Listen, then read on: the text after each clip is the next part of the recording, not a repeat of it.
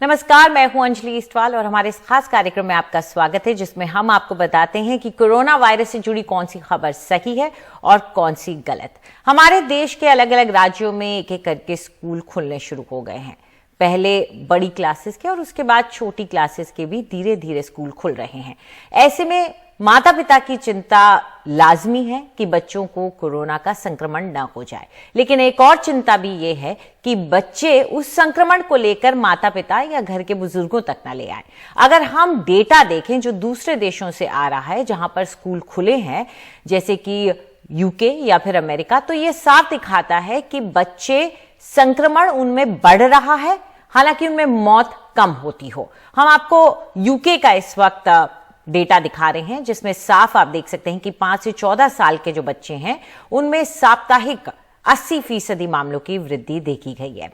वहीं अगर आप देखें तो बच्चों में 19 सितंबर को खत्म होने में हर लाख में 811 बच्चों को कोरोना हुआ है। ये पहले कम हो रहा था, लेकिन अब जैसे कि स्कूल खुलते जा रहे हैं ये बढ़ रहा है और यही बच्चे संक्रमण को कहीं ना कहीं घर लेके आ रहे हैं, जिसकी वजह से ये देखा गया है कि 30 से 49 साल के लोगों में 4 दिन में 7% मामले बढ़ गए। ये स्कूल खुलने के बाद हुआ, इससे लोगों की चिंता बढ़ गई। ऐसा ही कुछ अमेरिका का डेटा भी हमें दिखाता है कि वहां पर भी मामले बढ़े, लेकिन वहां पर जो डेटा है वो ये भी साफ बताता है कि सिर्फ 1/3 बच्चे या 1/4 बच्चे ही आईसीयू तक पहुंचे और उनमें से 10% से भी कम बच्चों को वेंटिलेटर की जरूरत पड़ी। मौत का आंकड़ा, जैसे कि मैं आपको पहले भी बता रही थी, बहुत कम है बच्चों में, चाहे आप यूके में देख लें या यूएस में देख लें। तो ये एक अच्छी खबर रखी है, लेकिन अब हम चर्चा करना चाह रहे हैं कि आखिर बच्चों का इन्फेक्टेड होना, इसके क्या मायने। हमारे साथ इस वक्त जुड़ रहे हैं डॉक्टर बकुल पारेख, जो कि अध्यक्ष हैं इंडियन एकेडमी ऑफ पीडियाट्रिक्स के, और डॉक्टर चंद्रकांत लहरिया हमारे साथ जुड़ गए हैं, जो कि महामारी विशेषज्ञ हैं। शुक्रिया आप दोनों का हमारे साथ जुड़ने के लिए। अगर हम इस वक्त जो आपको आंकड़े दिखा रहे हैं वो यूके के आंकड़े हैं और उसमें साफ पता चल रहा है कि किस तरह से बच्चों से घर के बुजुर्गों तक ये संक्रमण पहुंच रहा है, क्योंकि जब से स्कूल खुले हैं उसके बाद से बच्चों के बीच में संक्रमण बढ़ा और ये कहीं ना कहीं 12 साल से ऊपर के जो बच्चे हैं उनमें ज्यादा देखा जा रहा है। रुक करते हैं हम डॉक्टर चंद्रकांत लहरिया का। डॉक्टर लहरिया, आप तक आवाज आ रही है मेरी? मैं सुन सकता हूं। चलिए, ये जानना चाहेंगे कि स्कूल खुलने के बाद जो बच्चों में संक्रमण बढ़ता हुआ देखा गया, वो क्यों बड़ों बुजुर्गों के लिए, उनके घर में जो है उनके लिए ज्यादा खतरनाक साबित हो सकता है, क्योंकि बच्चों से देखा गया यूके में कि जो बड़े हैं उनके अंदर भी संक्रमण बढ़ा। इस बात को समझने के लिए मैं पहली बात कहना चाहूंगा कि अगर हम महामारी फैलती है तो वो सीधा गणित नहीं होता कि 2+2 4 होते हैं। अर्थात जो यूके में हो रहा है या यूनाइटेड स्टेट्स में हो रहा है वो जरूरी है नहीं है कि भारत में हो। उसकी वजह यह है कि महामारी का प्रसार 3 बातों पर निर्भर करता है, जिसको एपिडेमियोलॉजी भाषा में एपिडेमियोलॉजिकल ट्रायड कहते हैं। वो पहला होता है एजेंट या कारक फैक्टर। तो यहां पर हम जानते हैं कि यूके और यूएस में जो वायरस फैल रहा है, डेल्टा वेरिएंट, वो भारत में पहले ही फैल चुका है, इसलिए भारत में जो वायरस का प्रसार है वो डिफरेंट है, तो कारक डिफरेंट है। दूसरा फैक्टर होता है होस्ट में होता है कि लोग कैसे व्यवहार कर रहे हैं। तो हम जानते हैं कि यूएस के काफी सारे राज्य, ऑस्टिन, टेक्सास और फ्लोरिडा में लोग मास्क नहीं पहनते, स्कूलों में भी मास्क नहीं लगाया जाता। यूके में भी कुछ उसी तरह की स्थिति है, तो भारत में वो डिफरेंट स्थिति होती है। तीसरा एनवायरमेंटल फैक्टर होता है, और एनवायरमेंटल फैक्टर में यह है कि भारत में वैक्सीनेशन अब स्केल अप हुआ है, जबकि सीरो प्रेवलेंस और सेकेंड वेव के बाद काफी हाई हो चुका है। तो भारत की परिस्थिति बाकी देशों की परिस्थिति से पूरी भिन्न है। हाँ, यहाँ और भारत में हम यह भी देख चुके हैं कि बच्चों में पहले से ही सीरो प्रेवलेंस हाई है, तो वो जरूरी नहीं है कि जो यूके और यूएस में हो रहा है वही भारत में होगा। लेकिन यह बात सच है कि बड़ों को इन्फेक्शन हो सकता है बच्चों से, तो उसके लिए निहायत जरूरी है कि परिवार के जितने भी सदस्य हैं उनको वैक्सीनेशन किया जाए और वो वैक्सीनेशन के बाद प्रोटेक्ट रहेंगे। 2 चीजें हम जानते हैं, संक्रमण इतना महत्वपूर्ण नहीं है इस महामारी में। अब संक्रमण का आउटकम क्या है वो महत्वपूर्ण है। बच्चों में संक्रमण उसी दर पर होता है जो एडल्ट में होता है। मेरी राय में यूके और यूएस वाले स्कूल खोलने के बाद वहां पर ज्यादा टेस्टिंग कर रहे हैं, इसलिए उस बच्चों में संक्रमण अधिक आ रहा है। लेकिन जो आउटकम है वो वहां भी नहीं बदली है, मृत्यु दर वहां पर भी उतनी ही है जो पहले थी। सिमिलरली एडल्ट्स में इन्फेक्शन इसलिए फैल रहा है वहां पर क्योंकि डेल्टा वेरिएंट है, भारत में डेल्टा वेरिएंट कंप्लीट कर चुका है। तो फिलहाल डरने की बात नहीं है, और हमें यह भी याद रखना होगा कि संक्रमण फैल रहा है तो उससे बचाव करने की जरूरत है, चाहे स्कूल खुलने के बाद, सिर्फ अंतिम बात कहना चाहूंगा कि सिर्फ वो लोग, करीब 5 से 7% फैमिली जहां पर कोई व्यक्ति गंभीर बीमारी के साथ है, जहां पर वैक्सीनेशन नहीं हुआ है हाई रिस्क पॉपुलेशन का, उनको अपने बच्चे स्कूल नहीं भेजने चाहिए। लेकिन बाकी परिवारों में जिनमें वैक्सीनेशन हो चुका है, बच्चों को स्कूल भेज सकते हैं और इससे गंभीर बीमारी पर कोई खतरा नहीं होगा और बच्चे परिवार पर कोई खतरा नहीं होगा। कि भारत की जो स्थिति है वो कुछ अलग है। डेल्टा यहाँ पर पहले ही फैल चुका था। हमारे साथ इस वक्त डॉक्टर अजय नरेन जुड़ चुके हैं, जो कि डायरेक्टर हैं ग्लोबल हेल्थ अलायंस यूके के। शुक्रिया डॉक्टर नरेन।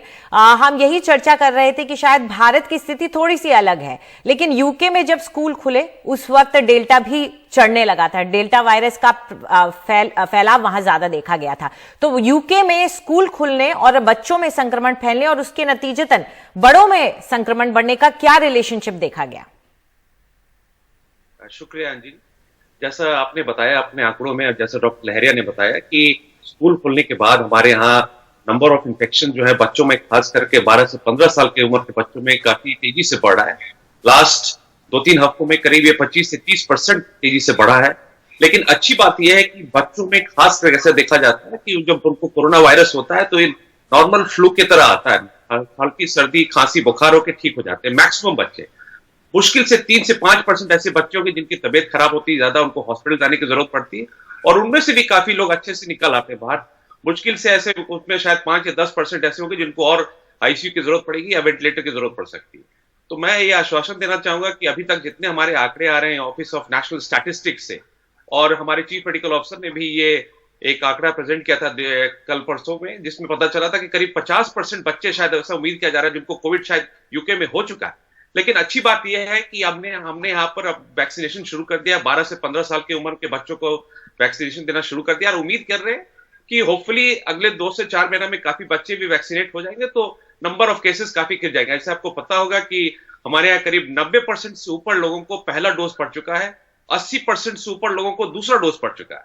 तो वैक्सीनेशन के हिसाब से हम लोग काफी अच्छा कर रहे हैं और होपफुली जब बच्चों वैक्सीनेट हो जाएंगे तो काफी नंबर ऑफ केसेस काफी घट जाएंगे। जी डॉक्टर, वहां पर बच्चों में बीमारी और संक्रमण फैलने के आंकड़े भले ही ज्यादा रहे हो, लेकिन अगर बच्चों में सीरियस बीमारी, गंभीर बीमारी और साथ में मौत के आंकड़े हैं, वो कैसे रहे? नहीं के बराबर है। जैसा आपने दिखाया अपने आंकड़ों में भी और हमारे यहाँ भी जितने आंकड़े प्रेजेंट हैं, जिसमें देखा गया है कि करीब 95%, 96% बच्चों को हॉस्पिटल जाने की जरूरत ही नहीं पड़ती है। वो हल्की सर्दी खांसी होकर ठीक हो जाते हैं। 5% बच्चों को हॉस्पिटल जरूरत पड़ती है और उसमें भी करीब 75-80% लोग ठीक होकर तुरंत बाहर आ जाते हैं। तो इसलिए मैं ये बताना चाहूंगा कि मौत के आंकड़े नहीं के बराबर है।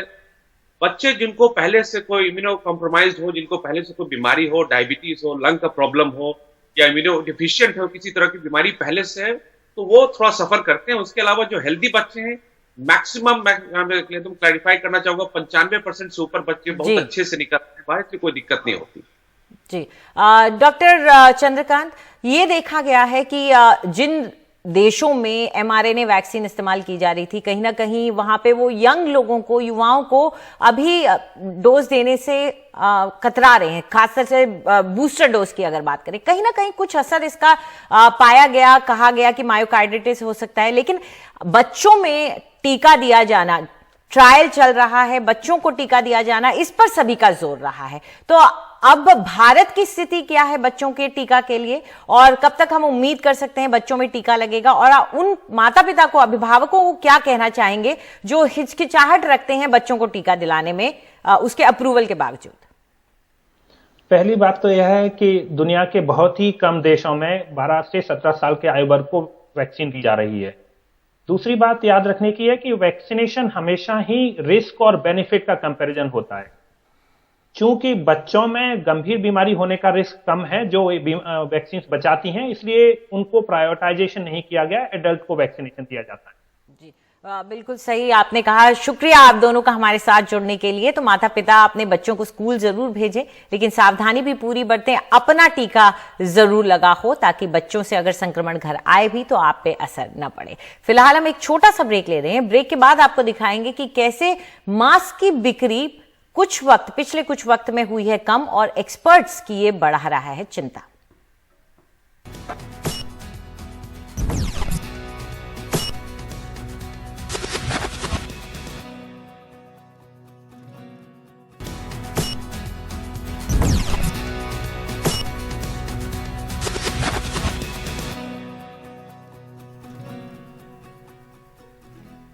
कोविड के मामले कम हुए तो संक्रमण से बचाने वाली जरूरी चीजें जैसे कि मास्क, सैनिटाइजर, इम्यूनिटी बूस्टर दवाओं, इनकी बिक्री में भी 90% की गिरावट आई है। जीवन रक्षक दवा रेमडेसिविर का जो स्टॉक पड़ा हुआ था वो अब एक्सपायरी के करीब है और ये राहत के संकेत हैं क्योंकि गंभीर मरीज कम है। लेकिन मास्क और सैनिटाइजर जैसी चीजों की कम बिक्री से एक्सपर्ट्स चिंतित हैं।